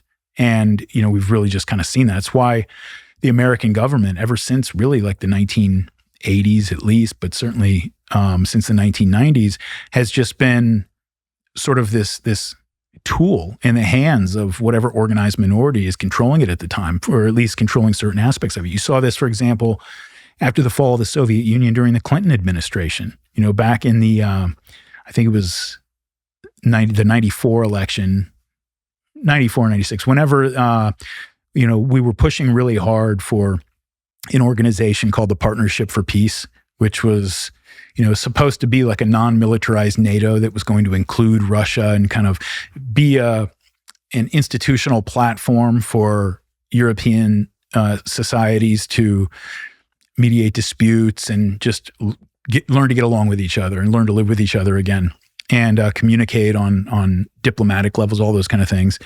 And it was the big push, and you had a lot of officials in the Clinton administration who were very much in favor of that, but you had another contingent in the Clinton administration that was just irrationally hostile to Russia. And when you look at who a lot of those people were, these are a lot of recent emigres or children of emigres from Eastern and Central Europe who just hate Russians, and or think they have a right to own Russia, control Russia. Or own and control it, right. And in the 96 or 94 election, one of the two, I can't remember which, the Partnership for Peace basically just fell apart that year because Clinton was worried about the Polish. He got convinced, I don't know if this actually would have been a thing, but got convinced that the Polish vote in Chicago and this the Lithuanian vote over here was going to be critical to this swing state. So he said, well, we have to completely change our entire approach in foreign policy with regard to the former Soviet Union, because this tiny, well-organized political minority obviously Cuba is probably the best example of this over a long period of time. But, that's unfortunate. That's not the way that... we wound up in a war with Russia as a result. Yeah. So can I just ask you about Spain? So the internet is aflame with the realization that the President Sanchez who runs Spain is, obviously aligned with this replacement project and is a source of a lot of Spain's problems, in my opinion. However, this specific example of invasion was really the result of larger forces acting on Spain, including the U.S. and especially Israel, and Israeli figures, including the prime minister and his son, are basically saying, this is what you get. We're going to punish you with Muslims because you don't approve of the Gaza genocide. So people are just like, what in the world is going on? This is like dawning on people who didn't know this was happening and has been for a long time. But Spain itself, it was I was thinking this morning, has been this kind of battleground for hundreds and hundreds and hundreds of years. It's considered a sort of irrelevant place now.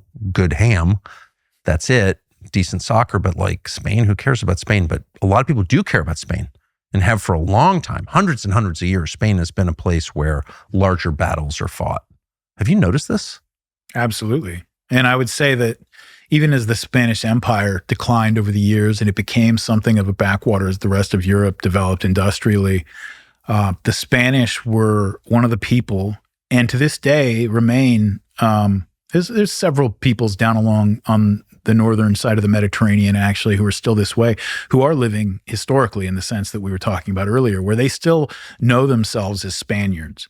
And they still have, even if they're atheists and they don't like the Catholic Church or something like that, they still have a sense of continuity with their history that, that people who have had conflicts with other people who are living historically, who have had conflicts with them over the years, they remember that, and they know that the other side remembers it too. And so it has been a battleground because there's no reason, once a people stops living that way and it just becomes a kind of a atomized Blade Runner society or something, there's no reason to fight with those people anymore. Who are you fighting with? You might have to put down a rebellion of some kind. Right. If people will just, get really antsy or upset, but you don't have to actually have conflicts with those people, because what people are you really even talking about? And Spain has not lost that to a great degree. And if you think about it, I mean, all of the countries European countries that are still insisting on holding on to that sense of who they are, whether it's Spain, whether it's Russia, whether it's Hungary, these are all the targets of the Western system. I mean, of the sort of American-led, whatever you want to call it, the global American empire. Those are the targets. Globo homo, yeah. But why is that? I mean, because there's a rational explanation which you offered before, which is the lesson of the Second World War was when European peoples have a sense of themselves, they're a threat to others.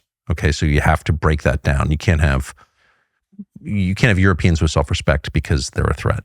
Okay, but there's also, it feels like there's a deeper thing going on. Like there's a spiritual factor here that maybe. I mean, it's hard to get around that. It's hard to get around that feeling, right? When you look at the history and you see the Spanish Civil War, for example. Yes. What was that? It's one of those, I mean, I'm going to have an entire episode on it. Thank you. As part of this World War II series, even though, it only lightly involves the future Axis powers who, they were involved with the conflict, but that's not really what it's about. The episode is really going to be about trying to help people understand how absolutely shocking what was happening over there was to. Can you just give us a quick, without taking an hour, but like, what's your summary of it for people who aren't the Spanish Civil War? So it's 35 to 39, something like that. 30s, yeah. Yeah. And, there was a very, very, very, the thing that it is sort of most notorious for is the anti-Christian, just absolute zealotry of the Republican and later communist side that came into it. And it's something that, when the Bolsheviks took over in Russia, one of the first things they did, this is 1920, I think, so very, very early on, they built a statue to Judas Iscariot in Moscow. What? Yeah. And this is at the same time they're burning down churches, massacring priests. They built a statue to Judas? Yeah, I was surprised. I actually only learned that like relatively recently. How did I not know that? Yeah, it is. Well, indeed. Okay. And it's the same reason probably that people don't know about it. A lot of what happened in Spain in the 1930s. I mean, you're talking about, something that can only, it had the character of what you normally see in history from slave revolts, like in Haiti, for example, where there is just, a conflict driven by abject resentment and hatred for the people, so that they were not just raping nuns, they were not just massacring priests, they were not just using churches as latrines and pornography theaters. All of those things were happening. They were digging up the graves of people who had died years before, centuries before, and desecrating their corpses. These are the kinds of things that were happening. When you see something like that, look, Israelis don't like Palestinians. They're doing a lot of really bad things down there. They're not doing that. It's not quite to that level. So that's fair. And so when you do see something like that happening, I mean, I think it's very hard, especially for people of our persuasion, not to see a spiritual element in there. Well, first of all, anyone who's ever dug a hole in the ground knows it's difficult work. So to dig up a grave by hand is not something that you do because you're bored. You do because you're driven by some overwhelming, impelling force, right? You're doing things that humans are, when you see things that humans can never justify according to their own personal or collective interests, but can only be justified by some larger ideological or spiritual imperative, then you have to believe them when that's happening. And well put, nicely put. And so that's definitely true in Spain. For all of their, I would put it this way: like, I think there's a lot of people out there who see those comments from Israeli government officials and from Netanyahu's son and so forth, and think that their problem is with the Spanish government because the Spanish government has a problem with what's going on in Gaza. I don't think that's really what it is. I think that the problem is with Spain and with the Spanish people themselves, because they're seen as sort of a, look, as long as there's one group of people left who are still living historically, there's hope for the rest of us. And Spain is one of those bastions. It's one of those places. And I mean, I think in the last couple of years, they just completed that cathedral in Barcelona, the Sagrada Familia. I bought my sister, they came out with a Lego set of that. It's 12,000 pieces. I bought it for my Catholic sister, so she has to do it with her kids. But I mean, the fact that thing took 120 years or something to build, and they just finished it. And at no point, over the last 120 years, with everything that's happened, all the social changes, the civil war, the world wars, everything that's happened, that project was never abandoned, and they finished it. That's a people who's living historically. Those are the people who started that, the people who worked on it 50 years after they started it, they did not see it completed. They never attended a service in there. That's what living historically means. Planting trees under whose shade you'll never sit, right? Exactly. And so that's a people who's still doing that, at least in remnant. And as long as that's there, it's going to be targeted. And but how interesting, targeted not just by, political factions within Spain that don't like it, though that's happening, but by the world. So the Spanish Civil War breaks out. They rape nuns, murder priests, dig up the bodies of long dead Christians and desecrate them. And the entire intelligentsia in the West joins them. The Abraham Lincoln Brigade forms. It's like all guys from Brooklyn. What is that? Oh, that's a really deep subject. I mean, because you're talking about the same class of people who were all, very pro-Stalin, very pro-Trotsky and Bolshevik revolution as that was going on. And I think that just like with a lot of issues, there were different people with different motivations, but the ones who are the engine of the whole thing, the motive power behind it, they have a very, very deep belief that's driving them. And I think that and what's that belief? Well, I think it comes back to, I mean, look, there are people in the world for whom Spain is an ancient enemy. It's not something that has anything to do with Phalangism and Franco. It doesn't have anything to do with whatever the political order of the day is. It's something that is same with Russia. There are peoples in the world who just have a deep and abiding intergenerational hatred of Russia. And they see their conflict in broad historical terms. It's not with Putin. It's not with this or that leader. It's with this people over a long period of time. And part of it's because those people, like when you get to a place where nobody else in the world is living historically, when the entire world is just a mishmash of atomized people, and you have a couple groups that are still living intergenerationally like that, those groups are going to rule the world. It's going to be their world. They're going to be living among a bunch of human beasts. And I mean that almost literally in the sense that when your time horizon has shrunk down to your next meal or even the end of your own lifetime, you're living like an animal lives. You're not living like a human being. And so you're going to be living in a sea of human beasts as real people still living historically, and you'll rule the world. And when there are other peoples out there who are also living that way, you're not going to be able to fool them into thinking that that's not what you're trying to do. They're going to recognize other people who are living historically, and they're going to recognize you as, it doesn't even have to be as allies or enemies, but just as people who are doing that. And then once that happens, it becomes, much more difficult to pull the wool over their eyes. And so the Spanish are a people who still have a remnant of their population and something deeply embedded in their culture that allows them to see things that we here in America, for example, where almost nobody is living historically in the sense that we've been talking about, is even really, we just don't have the conceptual horizon that encompasses, enough to allow us to recognize that in other people. Probably, if you were to take, maybe the Tucker Carlson audience is obviously an exception, but if you were to just take a lot of this conversation and show it to a lot of just a random cross-section of people, they wouldn't understand half of what I was saying. What do you mean living historically? What do you mean intergenerationally? I care about what happens to my kids, but this idea of being part of a great chain of being, that there's an organic living community of which you are a part that goes through history as a cohesive unit, even as the individuals that comprise it pass in and out of the world.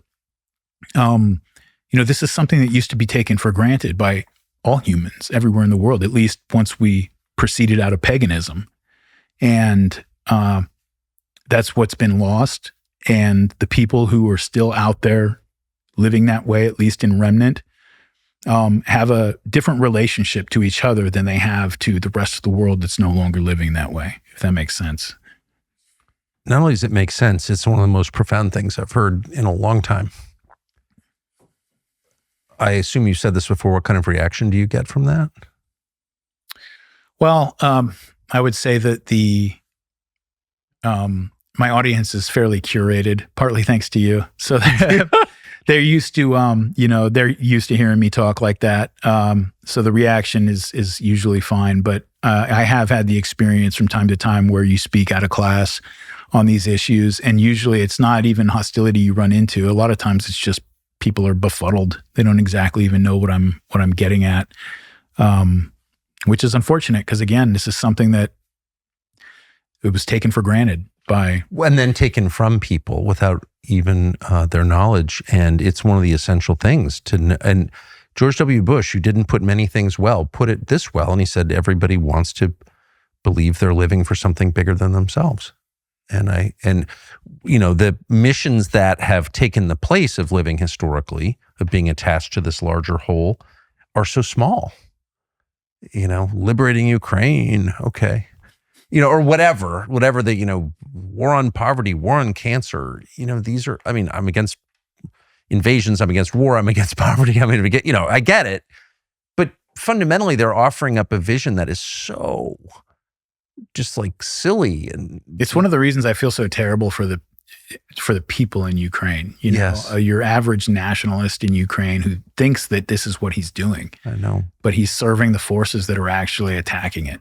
And it's just very sad. Well, and of course, the very first thing the Zelensky government did was ban the largest Christian denomination and put priests in jail. So it's impossible not to see the Zelensky project, which is not Ukrainian in any sense. I think he only learned the Ukrainian language something like 8 or 9 years ago. Yeah, the whole thing's absurd. Yeah. But he's the Trotsky of Ukraine. Okay, fine. But it's the same as the French Revolution and the Spanish Civil War and the Bolshevik Revolution. It's exactly the same program. It's the anti-Jesus program. And it always winds up in the same place, which was in total destruction and misery. And the Ukrainians are an unusually great people, I think, just based on knowing a lot of them. Great people, excellent people, great culture, just good-hearted, decent Christian people. And the fact that they're being subjected to this is really sad. It is. Yeah, it is. It's going to go down as a mark of great shame on our country that we had anything to do with that whole situation. That's an understatement of our involvement, obviously, but it's a terrible shame. And I guess I'm really grateful that Dostoevsky's been my favorite author since I was in high school, because it made it so that when I started getting bombarded on all sides with anti-Russian propaganda. It was just, I had an immune system built up to it because I already love these people, you know? Anyone who wrote The Brothers Karamazov cannot, that's not a shallow culture. You can say whatever you want about Russia. And it's not my enemy. I don't care. I just so strongly agree. Last question. As the United States, for many reasons, including its own sins, gets pulled into all of this, what's happening in Europe is happening here. Maybe even more aggressively. We just don't know that, but it is. How do individuals respond to that? This is usually not a popular answer, but I think that, I'm not saying don't go vote in the next presidential election or anything like that, but I think that the idea of imposing a solution politically from the highest levels is probably, I think that's probably a lost game. I think we have to start to look very close to us and build out from there. You need to focus on your family. You need to know who your neighbors are. You need to, because think about it, like a society works best or works at all when each of the concentric circles of concern, your family, your community, somewhere out here is your country, maybe further out is your civilization, that each one of those concentrics that are further out have legitimacy because they nourish the ones that are closer in. And that it's those that protect and nourish, the ones that are closer. And so your community matters because that's the world in which your family is able to thrive together. Your larger political community matters because it allows your community, and so that's how a society maintains legitimacy over time and becomes something that people are willing to march off by the millions to defend if that's what it comes down to. And I think that unfortunately, again, over an incredibly short period of time think about how crazy this is. Like, we went from all of human history, and I'm not talking about back to the Sumerians. I'm talking about back to, Homo erectus, basically. Yes. People lived in a cohesive, coherent community among people who knew them and who they knew, who some of them watched them be born. They would watch those people die. They lived within a community that they were absolutely plugged into as a significant part of. People lived all of human history that way up until like the 1950s or 60s. And then we just, in a generation that has completely evaporated so that people literally don't know the name of their neighbor that they live next to for years. And they have no, even worse than that. Their kids leave for college, and for the rest of your life, you see them once every 2 years on Christmas because, 1 year they come see you and next year they have to go see the in-laws, and that's it. And maybe you hear from them on the phone once or twice a year. That is something that you took something that was absolutely so fundamental to being human, the social environment that we literally evolved to be adapted to, and you stripped that away from people and threw them out on their own resources. And they're expected to go out there now and find meaning for their lives and orient themselves in the world without recourse to a broader community or even a family. And that's what needs to be rebuilt. And you're not going to rebuild that from the Oval Office or from the halls of Congress. It's got to be something that starts. It's very seductive. People on the right like to make fun of people on the left or criticize people on the left for being so concerned and having so much love and concern for people who are far, far away from them, but the people who are, right here close to them, they really don't like those people that much. And that is a thing for sure. But we do that on the right as well, where you have a lot of people who interpersonally don't really feel a need to love their neighbor, treat their neighbor as themselves, but or even their own children, who are so concerned about whether, the federal government is being used to impose some moral law that that is important, but that, the far more important thing is, are the things that are within reach. Start there and build out. And once you start to do that, here's the magical thing about it is once you start to do it, you won't even have to explain it to yourself. It'll be so obvious that this is the proper way to do it, because what you're doing is you're building something that you will know in the deepest core of your being is worth defending. And once you've done that, then you've got solid ground to stand on to move out from there and hopefully fix the bigger picture. Darryl Cooper, just every time I see you, it's really a soul bath. So thank you very much. Anytime.